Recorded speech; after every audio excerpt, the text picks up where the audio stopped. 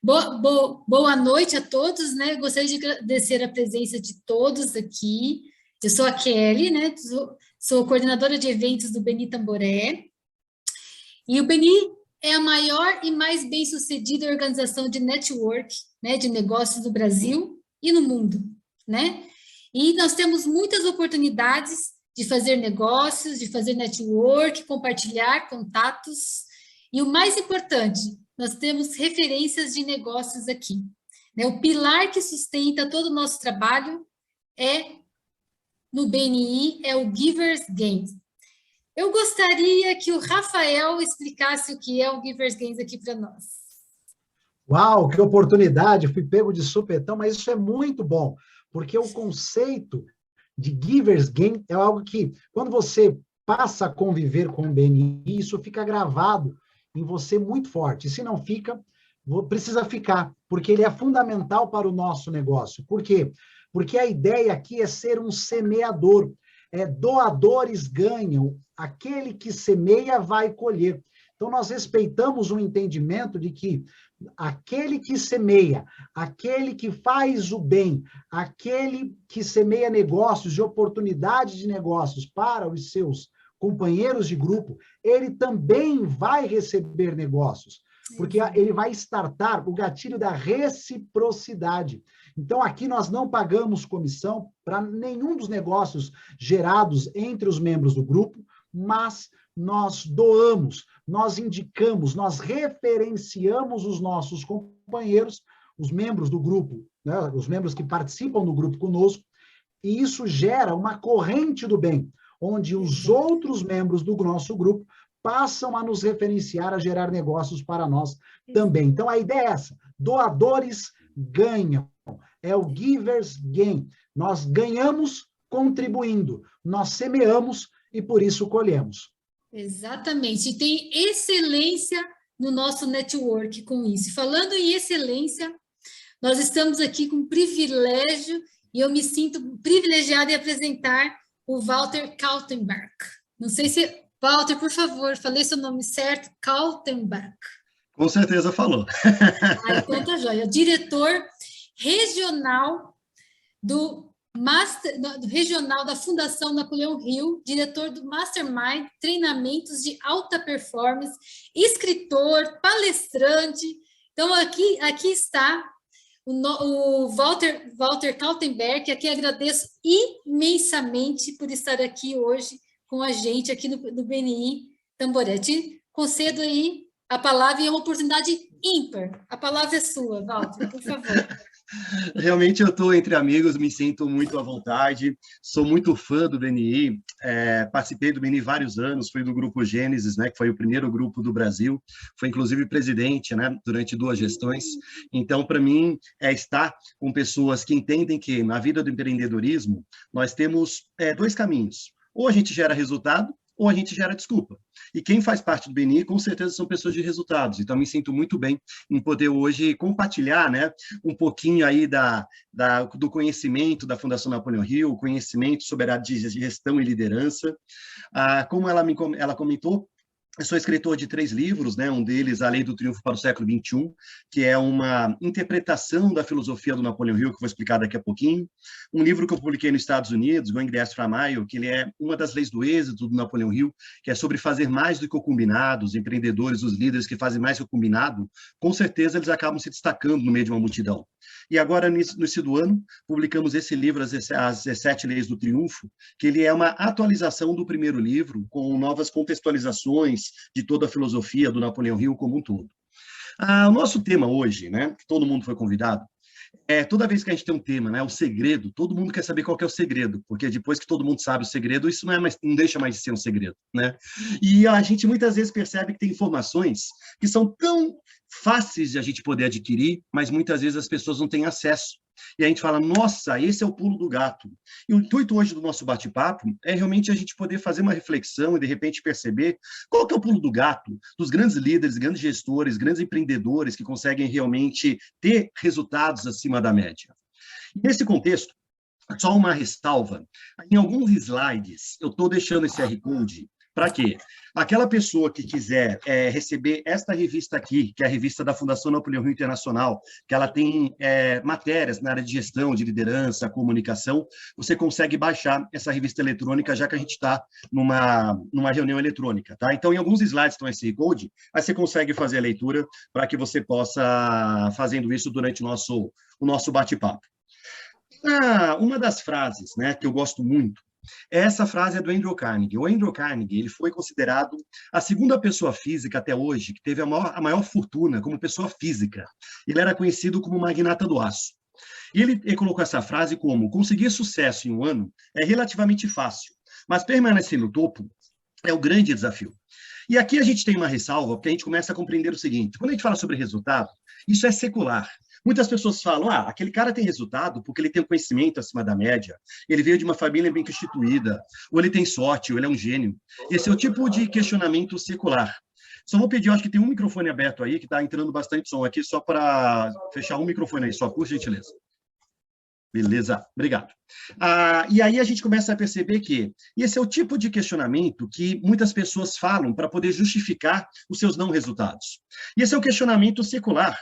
E um dia, este magnata do aço, o Andrew Carnegie, ele queria entender o que faz realmente um empreendedor, um líder, um executivo, realmente ter resultados acima da média em comparação a outras pessoas. O que ele fez? Ele contactou um jovem jornalista chamado Napoleão Hill. Essa conversa é de 1908. O Napoleão Hill, ele foi para a mansão do seu Andrew como se hoje eu e vocês fôssemos para a casa do Bill Gates. Falar, esse cara quer falar comigo. E aí o Napoleão Hill chegou na mansão do seu Andrew, e o Andrew disse o seguinte: Napoleão Hill, eu te trouxe aqui pelo seguinte, você é um pesquisador, você é um filósofo, você é um jornalista. Eu quero que você faça uma pesquisa, só que isso é uma pesquisa acadêmica. Você pegue toda a população, não quero que você pegue uma amostra. Quero que você pegue toda a população dos grandes gestores, grandes líderes mundiais, e você converse com eles de forma individual e tente entender qual que é o âmago, qual que é a essência, quais são os alicerces que essas pessoas aplicam no seu cotidiano, que elas conseguem se destacar. E ele disse também, essa provavelmente vai ser uma pesquisa que você vai demorar talvez décadas da sua vida. E aí o Napoleão Hill aceitou essa incumbência, essa conversa foi em 1908, o Napoleão Hill ele ficou de 1908 até 1928 fazendo essa pesquisa. Ele pesquisou mais de 16 mil pessoas. Na época, ele entrevistou o proprietário da Ford, o proprietário da Edison, da Park, das lojas americanas, o Roosevelt, que tirou os Estados Unidos da depressão de 29, entre várias pessoas. E ele, a partir do momento que ele tinha entrevistado 16 mil pessoas, ele começou a compilar, ele começou a perceber que, em tese, quando a gente fala sobre gestão, fala sobre liderança, fala sobre resultado, em tese, as pessoas de resultado não são necessariamente aquelas que têm maior conhecimento, tiveram sorte, são gênios ou vieram de uma família bem constituída. São pessoas que têm dentro delas algumas competências que elas conseguem aplicar, ou de forma consciente, sabe que tem essa competência e aplica, ou a pessoa nem sabe que tem essa competência e consegue aplicar. E aí começou a compilar essa pesquisa, e ele começou a reparar que existiam 17 comportamentos, 17 vertentes que essas pessoas aplicavam no seu cotidiano que geravam resultados. Aí ele parou e pensou, se essas vertentes geram resultado, isso tem que ser uma lei na vida de uma pessoa. Foi daí que ele publicou essa pesquisa, aí em cima está aí uma das versões da Lei do Triunfo, aqui na minha mão está uma outra versão da Lei do Triunfo. É um livro que tem centenas de páginas, que aqui ele coloca o quê? Aqui ele coloca todo o relato da pesquisa que ele fez sobre essas leis do êxito que ele propriamente descobriu. E só que ele percebeu que entre as 17 existia uma lei que era a principal, que é exatamente ela que nós vamos falar hoje. É a lei que ele coloca como a número 1, né? Esse é o livro em inglês, traduzido em inglês. É o objetivo principal bem definido. Quando a gente fala sobre o objetivo principal bem definido, nós começamos a compreender exatamente o que está aí no slide. E muitas vezes, quando as pessoas não sabem o que elas querem, a vida, muitas vezes, até pode dar oportunidade para elas, mas como ela não sabe onde ela quer, ela não enxerga aquilo como oportunidade. Ou na hora que ela agarra uma oportunidade, ela não entende muito bem o que é aquilo, o que aquilo faz sentido para a vida dela. Se nós, de repente, tivéssemos agora, no reino do BNI, vivencial ao invés de online, provavelmente a gente tinha pego um Waze, né, um aplicativo, e aí a gente ia colocar o endereço de onde nós propriamente iríamos se encontrar. A primeira pergunta que o aplicativo faz para nós, qual que é? Para onde você vai? Depois o aplicativo vai pensar qual que é o melhor caminho para chegar lá. E aí nós percebemos quantos executivos, quantos líderes, quantas pessoas no mundo estão aqui a passeio, porque elas não têm destino nenhum, elas não têm determinado o que elas querem da vida delas daqui 1 ano, 2 anos, 5 anos, 10 anos. Elas não têm, de fato, um objetivo claro do que elas querem na vida. E o Napoleão Hill percebeu que todas essas pessoas que ele entrevistava, que conseguiam realmente catalisar seus resultados, conseguiam potencializar seus resultados, eram pessoas que tinham objetivado aquilo que elas queriam alcançar. E elas estavam em busca exatamente daquilo que eles traçaram. E aí ele percebeu que o objetivo principal bem definido faz todo sentido para o caminhar de uma vida. E nesse sentido, a gente pode trazer aqui uma analogia. O que é mais importante? Será que é a locomotiva ou o trilho? Se nós aqui fizéssemos uma enquete, a gente poderia aqui estar discutindo, mas é óbvio que o mais importante é o trilho. Por que é o trilho? Porque nós já somos a locomotiva. Só que a locomotiva sem o trilho fica onde? Fica no pátio. Então nós começamos a compreender que muitas pessoas, às vezes, elas têm um currículo invejado, elas têm conhecimento, fizeram cursos, têm toda uma boa vontade, mas tudo aquilo não é concentrado num trilho. Ele não consegue colocar a energia centrada para objetivar e materializar uma ideia. E aí se torna o quê? Se torna uma frustração, e é mais uma pessoa que vai viver de desculpas ao invés de resultados, porque a pessoa não tem claramente aquilo que ele queira. E nesse sentido, o Napoleão Hill deixa claro que, quando a gente quer ter o objetivo principal bem definido, nós temos que entender, primeiramente, qual que é a diferença entre desejo e desejo ardente. Por quê? Se eu falar sobre o Andrew Carnegie, ele começou a trabalhar como um operário em uma fábrica de aço. E ele tinha um objetivo muito claro na vida dele, que era fabricar aço da melhor qualidade mundial, do que ninguém pudesse ter uma qualidade tão grande. E seu objetivo principal bem definido era muito mais do que um desejo. Ele era um desejo ardente. E aí, a partir do momento que ele começou a ter essa vontade, ele começou a conseguir parceiros para poder investir no negócio dele, parceiros que entendiam sobre química, física, sobre aço, até porque ele tem muitas coisas que ele não sabia fazer sozinho, ele precisava de pessoas. Então, a partir do momento que ele teve uma obsessão, ou seja, um desejo ardente, que ele falou exatamente isso que eu quero, ele conseguiu formar a segunda maior fortuna que uma pessoa física até hoje teve propriedade. Por isso que a diferença entre o desejo e o desejo ardente, ele é crucial. Por quê? Todo mundo quer as melhores coisas na vida, como dinheiro, fama, respeito. Mas a maioria das pessoas nunca, mas absolutamente nunca vão além de apenas desejá-la. E se você sabe o que você quer da vida, se você está determinado a conseguir isso, a tal ponto que se torne uma obsessão, e você apoia essa obsessão com esforço contínuo de um planejamento racional, por isso que a palavra planejamento racional, ela equilibra a obsessão, porque a obsessão é algo emotivo, mas o planejamento é racional, você consegue gerar o equilíbrio para que você consiga as coisas, não a qualquer custo, mas que você consiga as coisas com toda a sua força, com toda a sua garra, em prol da definição de um objetivo. Então, pessoas só com desejo, pessoas com um desejo ardente, sem o planejamento racional, eles podem ter caminhos tortuosos perante a ética, valores e sociedade. Então, por isso que a obsessão ela é emocional e o racional gera o equilíbrio. Vou pegar uma analogia. Deus fez o homem só no último dia. No primeiro, né, ele precisou fazer o quê? Precisou fazer os dias anteriores, fazer a terra, fazer o fogo e a água, porque tudo isso fazia parte de um planejamento, uma construção certeira para que a gente pudesse estar aqui hoje. Então, a gente começa a entender que tudo que a nossa mente ela enxerga, tudo aquilo que a nossa mente pode conceber e acreditar, a gente pode realizar. Se vocês que estão aí, no trabalho de vocês ou na casa de vocês, vocês olharem para o lado direito, o lado esquerdo, para cima, tudo que está à sua volta, após a permissão de Deus, primeiramente veio aonde? Veio na mente de uma pessoa. Depois ela foi colocada num papel e depois ela foi materializada. Ou seja, qualquer coisa que nós temos aqui em nossa volta, ela foi por intermédio de uma pessoa. Então, nós começamos a entender que, há mais ou menos, talvez uns 20 anos, muitas pessoas falavam, por que você não pega um celular, uma máquina fotográfica e junta os dois? Muitas pessoas falaram, isso é impossível, mas alguém foi lá e fez. Então, a gente começa a entender que, se a minha mente ela consegue enxergar, eu posso realizar. Mas o objetivo principal bem definido, primeiramente, vem do quê? Do seu desejo ardente interno, de você enxergar onde você quer chegar, porque depois você começa a entender qual que é o caminho que você vai seguir, quais são os obstáculos que você vai ter que enfrentar para que você possa ter superações. Porque o que é a palavra superação? A palavra superação não é uma ação rotineira, é uma superação. E quando nós queremos objetivos sólidos, objetivos concretos, a gente tem que entender que um líder, um gestor, ele morre de audácia, mas ele não morre de tédio. Então, as superações, elas fazem parte da nossa vida. Mas para tudo isso, para a gente poder ter um objetivo muito claro, nós obrigatoriamente precisamos passar em 7 passos. A primeira que é a especialização, a segunda é você orçar o tempo e o dinheiro, a terceira é você ter agilidade para oportunidades, a quarta é você ter capacidade de tomar decisões, a quinta é a cooperação, a sexta é a consciência do sucesso e a 7 é você criar um plano estratégico pessoal. Vou explicar sobre cada um deles.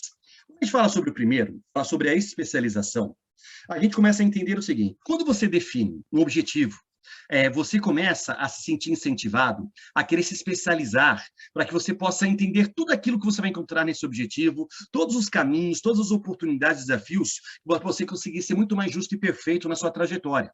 Por exemplo, quando a gente fala sobre especialização, um atleta, um nadador, um futebolista, um atletista, ele precisa escolher uma área. Quem quer ser bom em tudo, passa a não ser bom em nada. Então, a especialização nos leva a gente querer o quê? Começa a levar para nós, a gente começar a ter incentivo para a gente começar a se especializar, e a especialização leva à perfeição. Então, o nosso sucesso na vida, ele depende muito mais da nossa capacidade de saber muito sobre uma área específica e um desejo excepcional dentro dela. A educação geral, né, a educação macro, óbvio que ela é importante, porque ao persegui-la, você começa a descobrir as suas aptidões e seus desejos básicos. Depois de você ter discernido o que é aquilo que é realmente uma aptidão e desejo básico, você deve começar imediatamente a adquirir conhecimentos especializados de seu maior interesse. Por isso que a definição de objetivo ele vai atuar como um ímã para atrair para si mesmo a informação, o conhecimento necessário para o sucesso. Por isso que eu posso te deixar muito claro o seguinte: quando você se especializa, significa que você gosta, que você quer saber mais, que você quer saber tudo. E não está fazendo aquilo só para pagar as suas contas, pois terá transpiração, inspiração e esforço. Porque uma pessoa que vive na vida profissional ou vive na vida só para pagar conta, com certeza é uma vida muito limitada e muito mediana. Por isso, nós temos que ter a clareza que nunca eu vou ser bom em tudo. Nunca você vai ser bom em tudo. Mas se eu tiver uma pessoa que é mais especialista do que eu na equipe e não me interessar em saber o que ela faz, eu fico refém e por isso que eu preciso me interessar. Então, quando você tem uma equipe, você tem um propósito, é óbvio que eu vou ter que ter várias pessoas que têm habilidades, atitudes e conhecimentos diferentes do que eu. Mas a partir do momento que eu estou indo para essa direção, me interesso por ela, eu quero me especializar para também entender o que as outras pessoas têm e não têm, para que eu também possa ser mais especialista e possa ajudar a equipe como um todo. Por isso que, se você só paga as contas, você não se destaca no meio de uma multidão.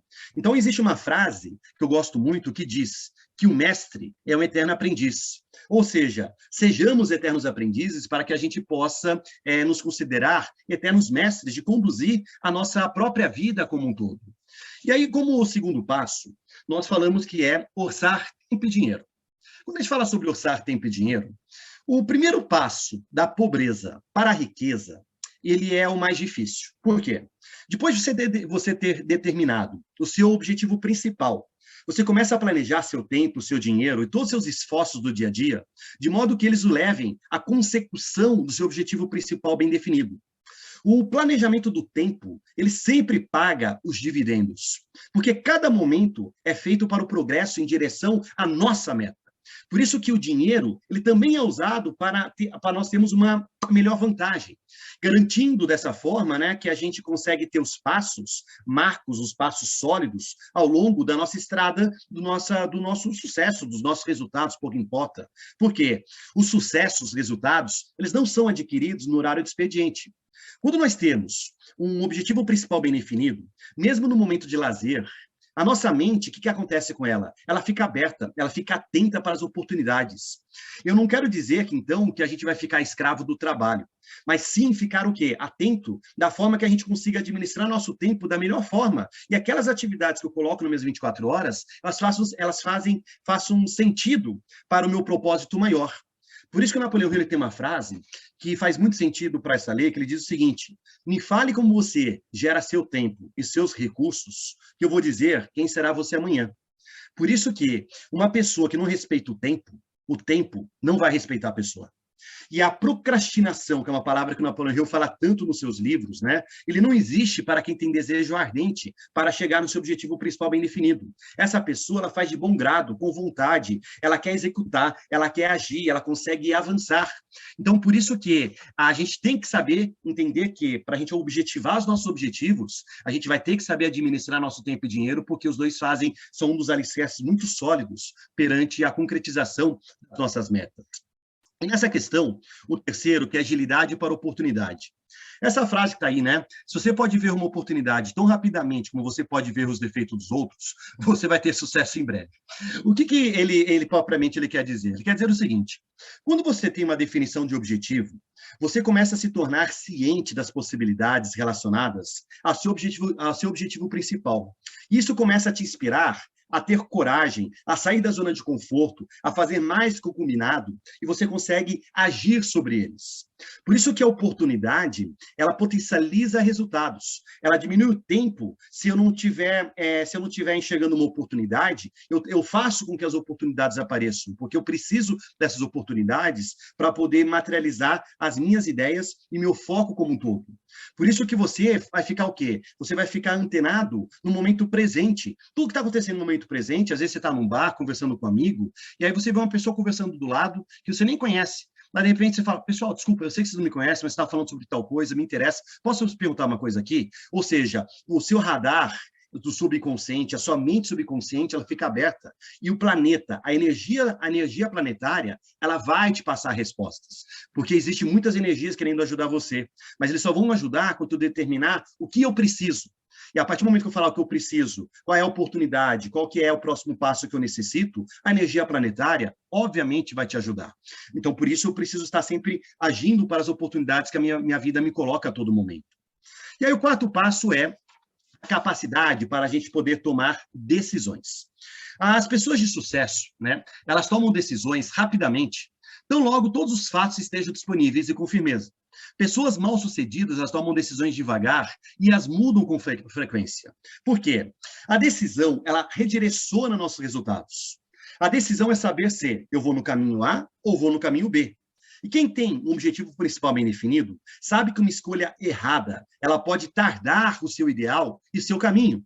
A vida, toda a nossa vida, ela é feita de reposicionamento. Nós precisamos nos reposicionar diariamente aos nossos objetivos. Então, o reposicionamento faz parte da tomada de decisão. Uma analogia muito interessante diz que o que redireciona um barco à vela não é o vento, e sim a vela. O que redireciona a nossa vida não é a vida, e sim o nosso objetivo principal bem definido. Por isso que fácil não é em tomar decisão, mas tem pessoas que têm medo de tomar decisão. Temos que entender que quanto mais eu tomo decisão, melhor eu fico. Por isso que a felicidade, inclusive eu quero futuramente publicar um livro que vai falar sobre felicidade, a gente falar aonde está a felicidade. E o grande alicerce que eu entendo sobre felicidade é que a felicidade, ela não está em chegar, ela não está em você falar: consegui, estou aqui na reta final. A felicidade está em você percorrer o objetivo certo, o caminho do objetivo certo. Então, quando a gente sabe que está no caminho certo, eu estou feliz com a minha vida. Mas quando eu não sei que caminho que eu estou, ou estou angustiado, é porque você está seguindo caminhos que você não gostaria de seguir. Isso gera o quê? Isso gera tristeza na vida. Então, a gente tem que entender que se eu for uma pessoa que só vou buscar felicidades no momento que eu conseguir, eu vou ter uma vida só com alguns momentos felizes. Agora, se eu sou feliz no caminho, pode ter certeza que eu vou ter uma vida com muitos mais momentos felizes. Até porque a infelicidade faz parte. Porque se a gente só tivesse uma vida só de felicidade, nós não íamos valorizar a felicidade. Mas o tempo que eu fico na felicidade é uma escolha minha. Então, eu tenho que saber ter essa base de poder ter esse equilíbrio como um todo. E aí, no próximo passo, a gente começa a entender, quando a gente fala sobre decisões, que comece com o próximo problema que você enfrentar. E tome uma decisão. Tome qualquer decisão. Qualquer decisão é melhor do que nenhuma. Entenda isso. Então, a gente tem que entender que nós precisamos tomar decisões e ter certeza de tomar decisões. E é impressionante que a própria Harvard ela consegue hoje perceber que a maioria das decisões que as pessoas tomam está muito mais baseado na emoção do que na razão. E quando eu coloco a emoção numa decisão, a possibilidade de erro ela é altíssima. Agora, quando eu tenho uma metodologia de tomar as decisões e eu consigo tomar uma decisão de forma racional, a minha possibilidade de acerto, ela amplia bastante. Então, a gente percebe que tem muitos líderes e gestores que não têm uma metodologia de tomar decisões, tomam decisões de forma aleatória ou apenas de uma forma de experiência de vida. Mas nem sempre a experiência de vida ela é tão completa para aquela decisão ser a mais sábia em todos os momentos. E aí, o quinto passo, obrigatoriamente eu preciso ter na minha vida como habilidade, é a habilidade que eu tenho de conseguir a cooperação das pessoas. Você não vai ter sucesso se você não consegue convencer as outras pessoas a colaborar com você. Se você não viver de acordo com as normas. Por que que eu digo isso? A cooperação, ela é o alicerce das pessoas de resultados. E a gente fala sobre respeitar normas, é porque quem não respeita normas, rasga a sua própria biografia. As normas, ela harmoniza relacionamentos entre as pessoas no planeta e todo mundo consegue cooperar e ganhar a partir do momento que há o quê? Há as mentes em harmonia em prol de um objetivo principal bem definido, que é a tese da Mastermind, porque a Mastermind é a segunda lei do Ismo, Napoleão Hill, que é a habilidade que um gestor, que um líder tem, de fazer com que as pessoas estejam em sua volta em harmonia com o objetivo principal bem definido. E as pessoas estarem em volta apenas me dando ajuda é muito pouco. Nós precisamos saber influenciar as pessoas, influir no fluxo interno delas, fazer com que as pessoas ajam acima do que elas fariam de forma de bom grado. Isso você transforma uma equipe de alta performance. Por isso que você não vai ter sucesso se você não consegue convencer as outras pessoas a colaborar com você. E se você também não viver, como eu já disse, seguindo de acordo com as normas de forma rigorosa. Pessoas com pessoas, elas se multiplicam, elas se somam. Por isso que eu tenho que compreender que sozinho para fazer algo, posso fazer sozinho na minha vida. Eu posso demorar 50 anos, mas com pessoas eu posso diminuir para apenas 1, 2, 3 anos. Então eu posso realizar muito mais coisas na vida com pessoas do que sem pessoas. Então vale a pena a gente gostar de pessoas, vale a pena a gente se relacionar com pessoas e saber trabalhar o quê? A inteligência interpessoal com as pessoas como um todo. O sexto passo é a consciência do sucesso. A consciência do sucesso, ela começa a compreender o seguinte. Quando a gente fala sobre o sucesso, o Napoleão Hill, uma coisa que ele reparou, que todas as pessoas, 100% das pessoas que ele entrevistou, 100% das pessoas, elas tinham medo. Ou seja, tem pessoas que têm medo da velhice, medo da morte, medo de falar em público, medo de morrer, medo da doença. Ou seja, o medo é natural do ser humano. Mas tem pessoas que têm medo do resultado, tem medo do sucesso. Na hora que está muito próximo, a pessoa fala, eu não sou merecedor, eu não mereço isso, aquela pessoa merece, mas eu não mereço isso. Agora a gente começa a perceber o seguinte, se eu penso que eu não mereço, eu estou certo, porque eu já estou decretando aquilo que eu mereço, que é o não merecer. A palavra, ela tem poder. O pensamento, ele potencializa nossos pensamentos e, às vezes, faz com que as nossas falas sejam poderosas. E nós sabemos que todo pensamento, ele é uma energia. E também sabemos que toda energia se materializa. Se uma pessoa que tem medo, significa o quê? Que naquele momento eu estou pensando algo negativo. E automaticamente estou emanando uma energia negativa para o planeta e, às vezes, essa energia, ela acaba se materializando. E aí nós começamos a entender que, por que aquela pessoa tem aquilo e eu não tenho? Porque ela merece e não mereço? Deus gosta mais dela do que de mim? Não. É porque talvez ela fez algo diferente que eu não tenha feito. Analogia da grama do vizinho. Se a grama do vizinho está mais verde, é porque ele está fazendo algo diferente na grama que eu propriamente não estou fazendo. Então a gente começa a entender o seguinte, desafios existem para serem superados. Todos os seres humanos, eles têm medo, mas a gente precisa enfrentar nossos medos. Se você tem medo de enfrentar seus desafios e não enfrenta, você terá sérios desafios para ter o sucesso. Por quê? Se você tem medo de desafio, você tem medo do sucesso.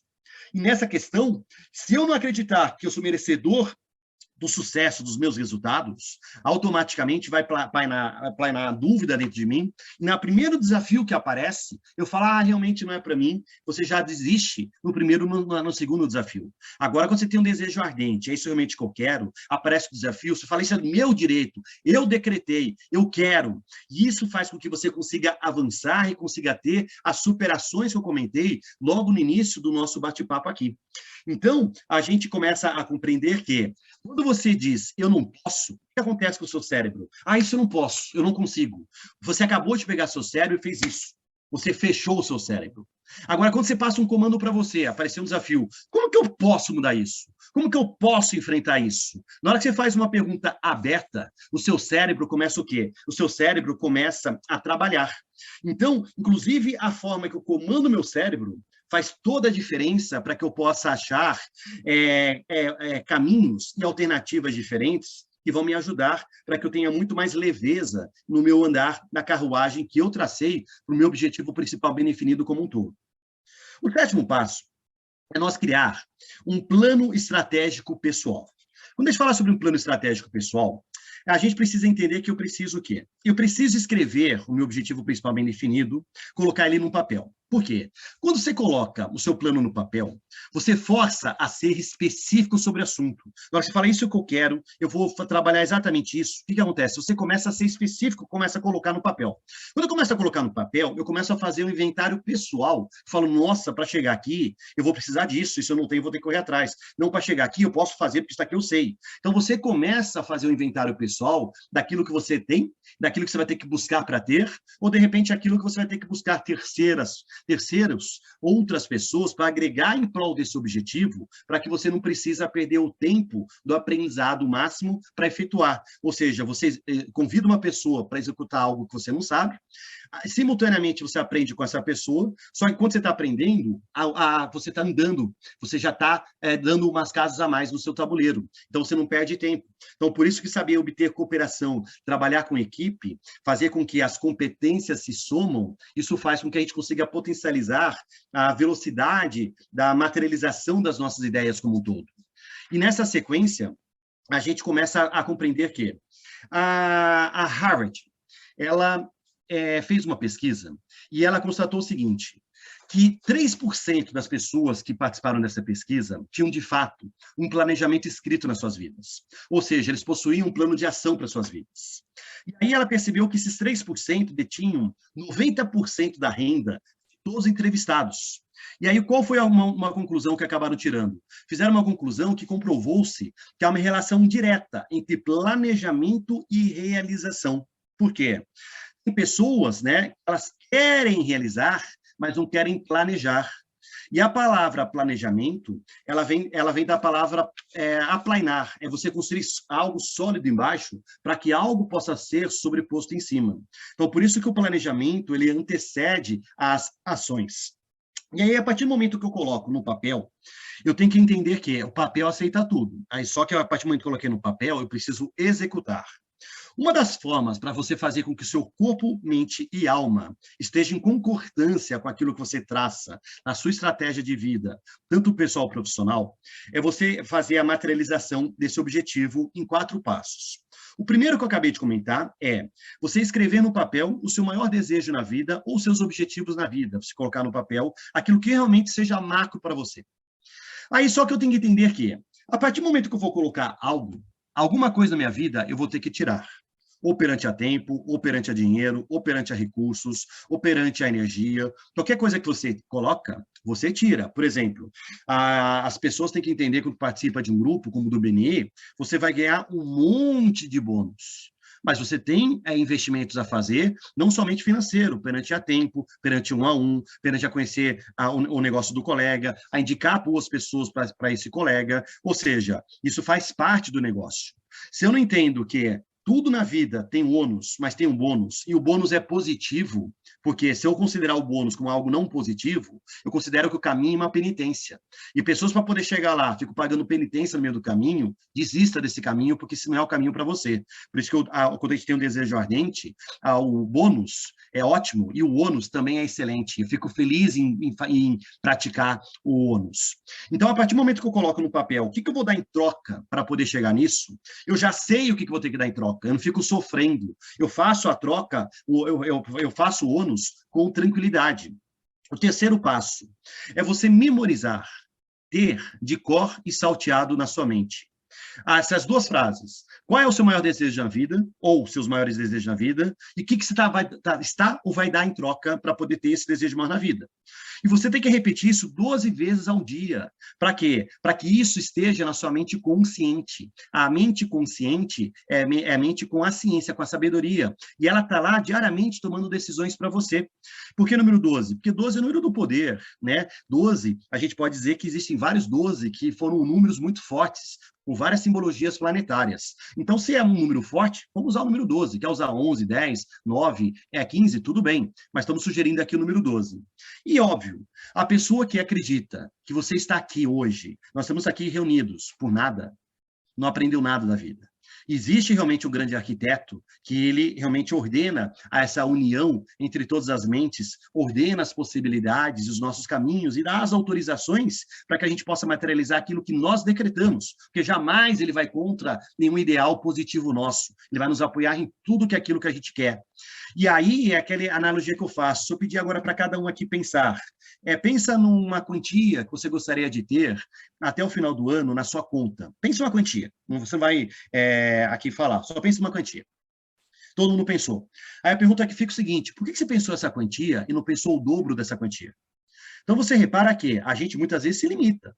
E quem limita somos nós, não é Deus. Então, a partir do momento que você decretar isso que eu quero, é uma grande audácia, Deus não vai enxergar como audácia, vai enxergar você como merecedor, porque se você decretou, o que é um decreto? Eu decreto que a partir de hoje seja isso. A hora que você decreta, é imediato. Ela entra em ação imediata. Um decreto, ela tem validade imediata. Então, nós podemos decretar o que eu quero nesse exato momento e decretar uma materialização de uma ideia, um novo caminho, um novo norte. Então, por isso que eu tenho essa autorização de decretar na minha vida o que eu quero, tenho uma energia maior para poder me apoiar nesses decretos, e eu preciso finalizar, sempre após, no momento que eu repetir essas duas frases, uma expressão de gratidão, né, para essa energia maior que nos dá realmente essa força para que a gente possa entender que eu só vou ser mestre se eu entender que eu sou eterno aprendiz, mas eu não estou sozinho, eu tenho uma energia maior junto comigo.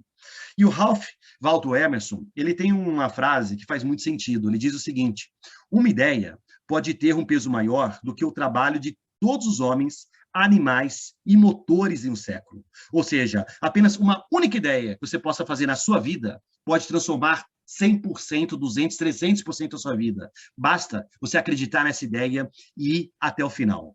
E por isso, nós estamos aqui exatamente para a gente poder entender que com grupo, com pessoas, nós somos muito mais fortes. E se nós estamos um grupo do BNI reunidos para poder fortalecer nossos negócios, é porque nós temos um ideal maior e sabemos que o sucesso, os resultados, é o nosso direito, e juntos nós vamos chegar lá na escada, lá em cima do Jacó, né, e vamos chegar lá no topo, e sempre vamos comemorar os nossos resultados. Quero terminar com um texto, né, do Napoleão Hill, que ele diz o seguinte, que é conhecido como filosofia do sucesso. Se você pensa que é um derrotado, você será um derrotado. Se você pensar, quero com toda a força, você realmente consegue transformar a sua vida. Ou seja, se você pensa que é um derrotado, mude isso. Pense que você é um vitorioso, porque o seu pensamento é poder. E o poder está nas nossas mãos. Obrigado por essa oportunidade, obrigado por esse momento. Sou muito grato aqui pela possibilidade do BNI Tamboré, pelo convite, e fico aberto aqui para a gente poder papear, conversar e falar um pouquinho mais sobre esse assunto. Muito obrigado.